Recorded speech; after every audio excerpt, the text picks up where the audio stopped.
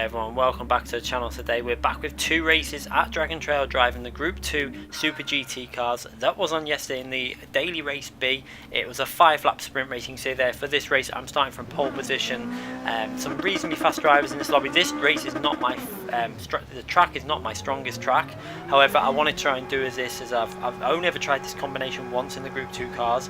And it got a force feedback bug on lap 1, so I couldn't really carry on and I had to quit out the race because it was undrivable. So decided to do this. I've never driven this track on the channel with this car, so it's something an actual new track and car that I've never been on this game in terms of bringing it to the channel. Although it has been on there quite often, probably about 3 or 4 times in the last 2 months. So it's still not exactly adding variety to the game, but you can see they're getting away, watching the game from the replay cameras in P1. And managed to get through turn 1 fairly comfortably without any chances of anyone making an opportunity to overtake myself, and got a little bit of a cushion there. You can see I've got the gap up to pretty much 1 second near enough, just outside, pretty much. I think he's still in the slipstream ever so slightly there, just under 1 second, but he's getting a lot of pressure from P3. As you can see there, went into that corner a little bit too deep, and you can see visually compared to P2 he's able to gain on me now all the way up this hill because I took too much speed into the corner, compromised the exit and the entry into the next really fast corner, and didn't really get that corner hooked up. As you can see visually now, he's much closer going into this hairpin and then going through this corner, and managed to do that okay, but just look how much closer he is now. Now he's in the slipstream. P2 has got my slipstream, and this is probably one of the strongest tracks in terms of slipstream. You know, if you get in someone's slipstream here, you can pretty much, if you get close enough, you can gain a lot of time. As you can see there, trying to push but trying to not make too many errors, and you can see going into the final corner now, P3's dropped back, so it looks like P2 is going to be challenging myself soon if he gets in that slipstream anymore. And going through the final corner, not really pushed it too hard around there. You can see the gap's at 7 tenths of a second, nearly 8 tenths of a second. It's actually increasing there, but then watch the difference once the slipstream kicks in. You'll see it slowly start coming down again, where that slipstream is really helping him out, getting extremely close going into turn 1, and just do that reasonably okay. But again, turn 1 is a corner that I really do struggle on. I don't like to put the power on because it feels like the car's going to spin out, especially in this Group 2 car. The traction was a little bit of an issue, but going into this right hand corner, tended to be reasonably okay at this corner, getting on the power nice and early in second gear. You can see the delta starting to increase again. However, he's going to pick that slipstream back up. Obviously, once the slipstream kicks back in, he's going to start gaining a bit on me, and you can see visually on that top left-hand camera at the top of the screen, he's in the slipstream fully. And this is the part of the track where it really does help going uphill on the real fast section. You really visually can see the difference when he starts gaining in on me, and then in the braking zone, trying to brake reasonably late, but not too late that I compromise me. You can see he goes a lot deeper into that corner, but then you can see the exit speed that I get compared to himself. And then going through these really fast corners, just great looking at this game again. These cars looked really good on the replay cameras on this game. They looked like they were travelling so fast. Obviously these are, you know, some of the most downforce cars, and this track being such a high speed track, they do look amazing. As you can see there, he's getting really close to my rear. I really tried to get a really good exit on that corner. You can see my car drifting through that corner.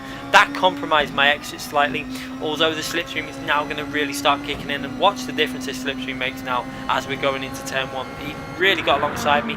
He's going to go down the right hand side. I go defensive. He's got past me slightly there, but I'm going to brake late and try and hold it on the inside, and then try and hold it on the outside. We're side by side going through the corner, trying to still hold it on the outside. I managed to do it reasonably okay, and you can see that I've managed to hold on to the lead. So that was a great bit of defending. Managed to just about hold on through the outside of the corner and keep myself in P1. Go back now and have a little look at that move, where he tried to make it move. You can see he tried to go down the outside. I could see that he was getting a massive slipstream, so what I did at this point was I just pretty much stayed to the left hand side. I made sure that he couldn't go down the left hand side. You can see I gave him space on that side, on the right hand side. He's pretty much got past at that point, but I brake really late, give him space, holding it on the outside, and managed to get on the power reasonably well and get myself to, you know, still in that P1 position. So that was a nice bit of defensive driving, and actually countered his move slightly there and maintained P1. And now he's still in that slipstream. Just look how close he is. Obviously this slipstream, when you're this close to someone, is so strong, and going through this section is where it's really going to pick up speed. But I managed to get a really good entry and exit off that really fast corner. You can see myself pulling away, but again he's going to start going in, closing in once he's in that toe, and then he's going to have a little look at this into this corner, whether he can make a move there. Probably not. You can see I braked really late and managed to still get a really tight apex into that corner and get on the power really nice. And again, you can see myself pulling away on the exit, but then the toe kicks in and he's starting to come back to myself and going through these really fast corners, just trying to make sure I get through there as fast as possible. He did tend to gain a little bit on me there. Again, you know, the toes kicking in, especially in the 6th gear, and then go through the final corner. It's just so important to try and get a nice clean exit from this corner, because obviously he went for that move last time, so that's the area he's going to be trying to make a move. Managed to defend it fairly well on the first attempt, so the second attempt I'm going to have to do it again, try and defend it. So he's not as close this time as he was last time, but you know, he's going to be gaining as we go into the main first corner, the first chicane. And you see I go defensive. He's going to try and go around the outside again. He tries to brake a little bit later. I give him the space on the inside and get a little bit of a rear. The rear goes loose on the rear. He also gets the same, but just about managed to keep that P1 again. And another bit of reasonably good defending. You know, I tried to give him the space just in case he did go up that inside, and it was really clean, close racing. Some really good racing going on here now as we work our way to the really fast, twisty section now. Pretty much flat out in 5th gear as we approach these corners. You can see the downforce. I took a too tight line through that corner, nearly lost it, half drifted through the corner, just about held onto it. You saw the dust kick up, and now going into this corner, he's gonna have. Will he have a little look again going into the braking zone? He has it. He looks like he's gonna have a look, but he doesn't. He's too far back, and he's not able to make a move there. And he actually brakes really deep into that corner again. Different lines that we take for that corner. I favoured the braking a little bit earlier and getting a better exit from the corner, which really I needed to do to make sure I got through these corners. Then going through these really fast corners, I got a massive moment, hit the wall, and then as I rebounded off the wall, I came into contact with him, and he's got past me there and actually managed to overtake me. However, he decided to take his penalty there, which was really strange. He only had a 4-second penalty, because obviously when he hit me, he had a penalty. Then P3 went for a massive dive bomb and collided into me and give me another penalty for that. So a little bit of chaos going on. I'm going to show you now exactly what happened. You're going to see as I hit the curb, the rear just snapped on me. You're going to see now, going into the corner, hit the curb, the rear snapped on me and then hit the wall, and then I was just a passenger as I hit the wall. He then hits myself, he gets past me, but then he decides to take the penalty. But just watch how far back P3 tries to make a move here now. I mean, that is going a little bit, you know, that's optimistic to say the least, and he's come off worse, and that's probably why you need to be a bit more patient with your moves. He also gave myself a penalty, so I had a 2-second penalty. Now the guy behind's flashed me because I think he thinks that I should have given the position back, but I've got a 2-second penalty. He got ahead of me. He should have really have just stayed in front of me and not took his penalty. I don't know. You know, I didn't want to take my penalty at this point in the race, because if I start letting him back past me now, I've still got a penalty to take, because the way this game gets rid of the penalties, you know, if you're trying to just slowly do it, it's pointless. And look how close 3 drivers are behind him. I couldn't afford to.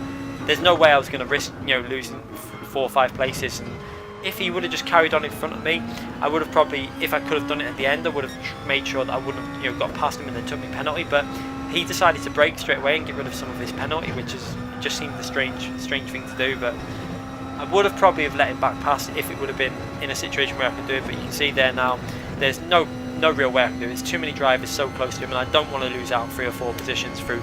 Although it was my fault for hitting the wall, it wasn't my fault that I rebounded off the way I did, and you know, we all got our penalties. So I decided to stick with the race and carry on, and you know, just take my penalty at the end. And if he's already took his already, if he can get close enough, he should have really got past me. But I feel like he took a bit of the penalty, got rid of a little bit of it, and then was going to do the rest at the end of the race, where he really should have just carried on, stayed in the lead, and got rid of it on the finishing line. I don't know why he tried to split it. It was a bit of a strange move, unless he had more than 10 seconds, which I don't think he would have done, because he was behind me and he wasn't driving dirty. We hadn't had any contact, so he would have only had the 4 seconds. As you can see there, coming to the line, I take the penalty, and you can see there, very close behind that. You can see how close it was. There was 2 cars right behind him that, you know, shows that I couldn't really risk giving up the position. So I take the win. A little bit, probably, well, it was a hard one, because it wasn't like I deliberately took him out. It's because I made a mistake, hit the barrier, and then we've collided. You know, if that happens in real life and you have a collision like that, I don't think the other car would give the position up, because it was a mistake, hit the wall, and Well, it was a hard one. I wish I could have given the position back if there wasn't other cars as close as they were, but I decided to carry on, and I got the win in the race. So we're going to move on to the second race. I think he's also in this race starting from P3. I'm this time starting from P2. We've got another very fast driver in it, an ART driver, starting from P1, and you can see there with a 1 minute 27.6. I only managed a 1 minute 27.9. This was very late at night, and this was my third race.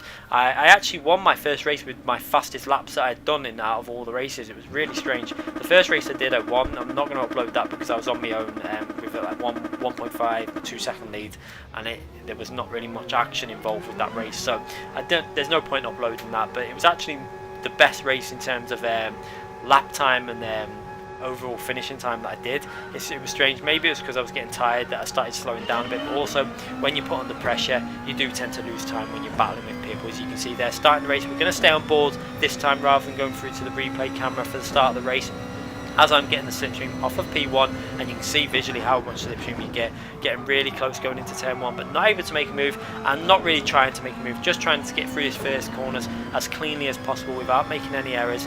As you can see there, P1 is clearly trying to get on with this and break that slipstream. He really wants to push hard and try and get me out the slipstream, and at this point I was a little bit I was really confused because even in the previous races my lap times weren't great. In the first race I did, I was doing 1 minute 28.3s and 5s and 6s and 7s and stuff. I think that was pretty much all my laps were distributed around that type of lap time. But then in the last race I was struggling to get into like mid 28s. It's a real strange one. I think it was probably because of the battling that was going on and having to defend and like going wide on corners and stuff, and it does lose you a lot of time. As you can see there, getting really close going into the braking zone. He has a massive moment, P1, nearly loses the rear of the car. It is a tricky corner that, especially in cars with a lot of power like these. However, I found that just short shifting it there tended to stop that issue he had, and then this time going through that corner, making sure I don't get any issues and driving it, you know, with a little bit of respect, and then want to hit that wall again. As you can see there, P3's got overtaken. It looks like he hit the wall and again had got a penalty and decided to take that penalty there, which again I think people need to start taking them. You know, they need to realise you don't need to take your penalties straight away. Just take them at the end of the race. If it's only a 1 or 2 second penalty, don't do it straight away, do it at the finishing line. I made the mistake in the past of doing that, but you lose so much more time because you've got to then get back up to speed. So if you're going down to like 80, 90 miles per hour, you've got to get back up to speed, where if you do it right before the finishing line, you only have to go over the line and you don't have to worry about losing that extra time. So that's the advice I'd give for that one. You know, most people do that now. You'll see pretty much everyone at the finishing line doing it. As you can see there, trying to stay with P1, managing to stay in his slipstream at the moment, pushing reasonably hard, just trying to make sure I don't make any massive errors. I've got obviously P3 very close behind me, going through this really fast section that these Group 2 cars, the Super GT cars, absolutely love these corners if you hook them up.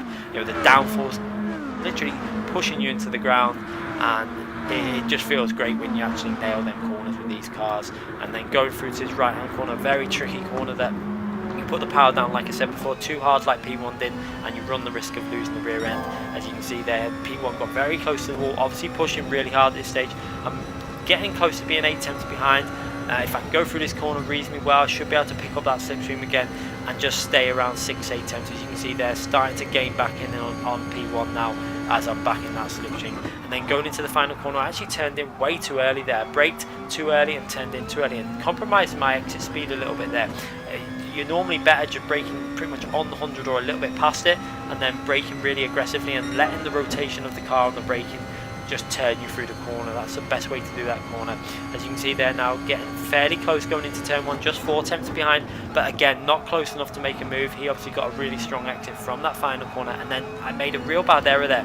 I couldn't get on the power. You can see visually now the delta's gone up from 4 tenths to nearly a second. I'm nearly losing the slipstream off one silly error. It's because I didn't get the rotation on the car and then couldn't put the power down, and then trying to drive really aggressively again to try and get back in that slipstream. And again, he's really going for it now because he knows that he's close to losing that slipstream, so he's really trying to push. So trying to take a really tight entry into that corner, managed to do that reasonably well this time. Trying to get back into it. You can see I'm out of the slipstream at this point, but trying to get back into it, and I'm verging on being back into that slipstream now.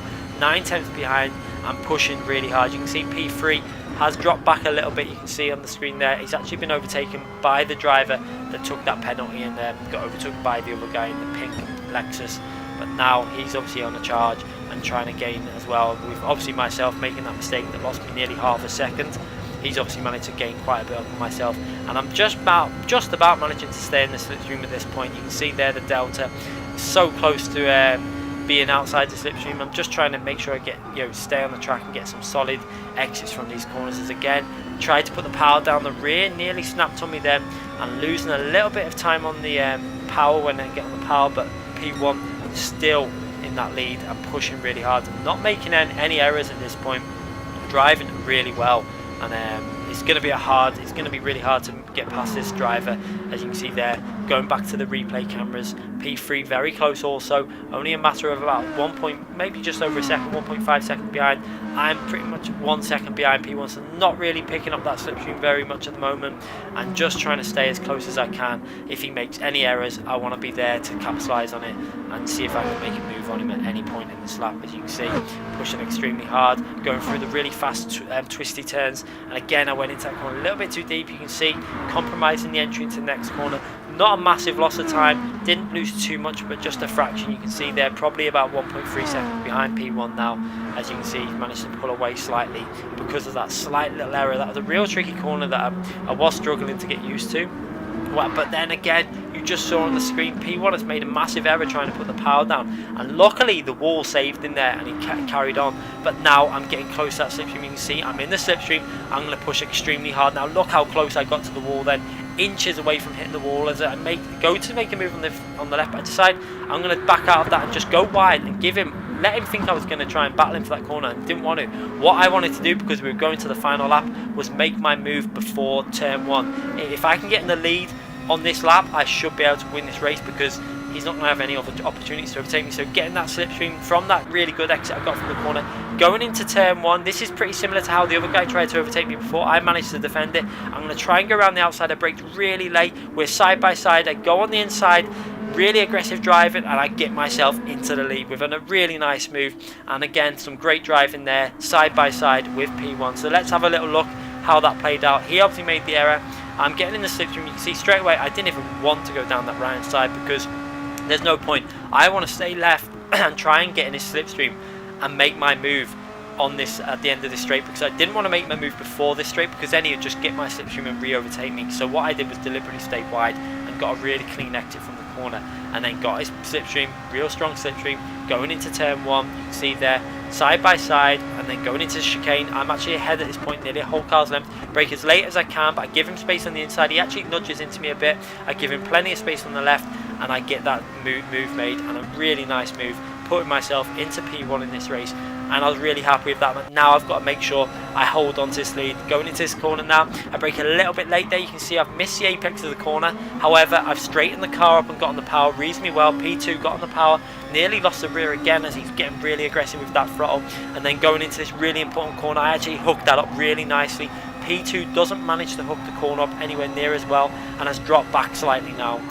Obviously, with the strength of the toe on this track, I need to make sure I'm hooking up every corner and trying to get as much exit speed from these corners as possible. So going into his right-hander, braking fairly early, going quite wide into the corner. You see there, trying to go wide so that I can get on the power really early. You can visually see getting on the power really well, and P2 and P3 right behind there, going through to the really fast corners, and I'm managing to hold on to this lead, trying my best to take as much speed through that corner. P2 carries a lot of speed, but it doesn't look like he's going to be close enough to make a move into the final corner.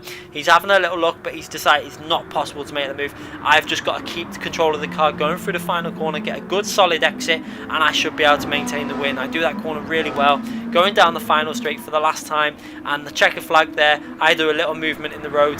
Great race. I appreciated that race. It was great fun, and I get another win. So it was 3 wins out of 3 races I did at this track. Obviously I wasn't going to show the other race because it was a little bit boring, just myself on the own. But then races, great entertainment. That last move, really important move I made on P1 and got myself the win.